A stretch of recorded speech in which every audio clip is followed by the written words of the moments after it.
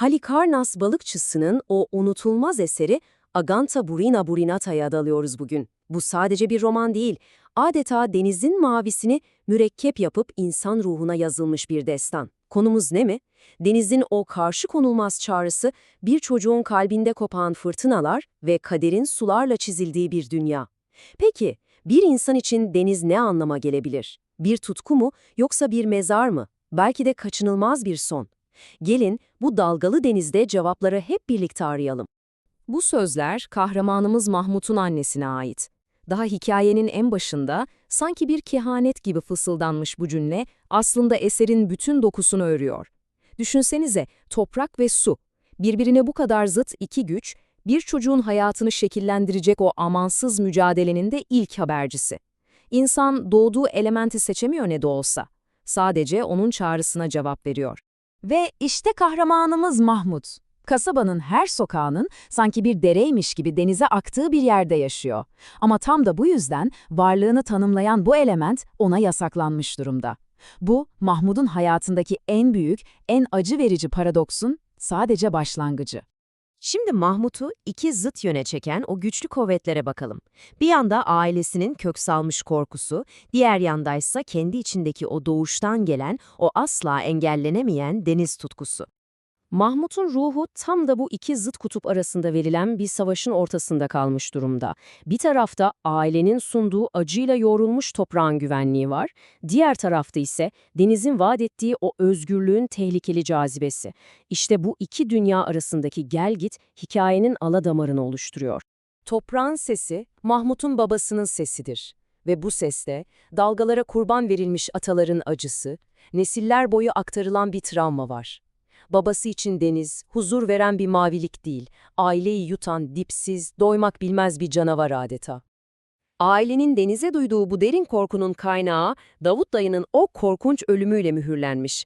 Her şeyin mükemmel olduğu bir günde dağlardan aniden bir fırtına kopuyor. Sıkıca bağlanması unutulan bir halat, bir ölüm orağı gibi savrulup tek bir darbeyle Davut dayının başını gövdesinden ayırıyor. En acısı ne biliyor musunuz? Deniz onu sahipleniyor. Bir mezar taşına bile izin vermeyerek cesedine asla geri vermiyor. Deniz aldığını bir sır gibi saklıyor. Bütün bu uyarılara, bütün bu acı hatıralara rağmen Mahmut'un denizle olan bağı çok saf ve durdurulamaz. Bu bağ onun ilk yaratım eyleminde en masum ama en güçlü haliyle kendini gösteriyor. Mahmut'un o çöpten yaptığı ilk oyuncak gemi. Aslında bu, onun deniz özleminin ne kadar derin ve saf olduğunun bir simgesi. Su yalığını bir okyanus, kendi nefesini bir lodos rüzgarı yapıyor ve o küçücük dünyasında koskocama bir denizci oluveriyor. İşte bu, bastırılamayacak bir tutkunun ilk filizlenişi. Şimdi hikayenin dönüm noktasına, kaderin o ince hesabına geliyoruz. Mahmud'u hapsetmesi gereken yerin, onun için nasıl bir kaçış kapısına dönüştüğünü görelim mi? Babanın planı aslında çok basit. Mahmut'u toprağa ait, güvenli bir mesleğe zincirlemek. Bunun için seçtiği yerde gün ışığından mahrum, köhne bir eskici dükkanı. Burası deniz hayallerinin öleceği, unutulacağı bir mezar olmalıydı onun gözünde. Ama kaderin ne kadar ince bir mizah anlayışı var görüyor musunuz? Babanın hapishane olarak tasarladığı o dükkan, Mahmud'un en büyük okuluna, ruhunun demir alacağı o gizli limana dönüşecekti. İşte o kapının anahtarı Halil Usta. Gençliğinde direkten düşüp sakat kalmış, bedeni karaya mahkum edilmiş ama ruhu hala açık denizlerde seyreden eski bir denizci. Halil Usta, Mahmut'un gözlerinde kendi bastırılmış gençliğini, kendi bitmeyen sevdasını, denizin o ölümsüz ruhunu görüyor ve o karanlık dükkanda inanılmaz bir şey oluyor. Halil Usta, eskiciliğin sıradan dünyasını yaşayan bir denizcilik kültürünün mabedine, gizli bir okula çeviriyor. Artık tezgah bir güverte, sağa sola dönmek, sancak ve iskeleye dümen kırmak. Bu sadece kelime öğretmek değil, hayır. Bu bir yaşam felsefesini, denizin dilini ve ruhunu karanın tam ortasında yaşatmak demek. Ve bu bizi hikayenin zirvesine, kalbin pusulasının şaştığı o ana getiriyor. Basit bir ifadenin nasıl bir özgürlük büyüsüne dönüştüğünü göreceğiz şimdi. Halil Usta, Mahmut'a bir gemiyi rüzgara karşı döndürmenin yani tramola atmanın sırlarını öğretiyor. Ama bir düşünün, ortada ne gemi var ne de yelken.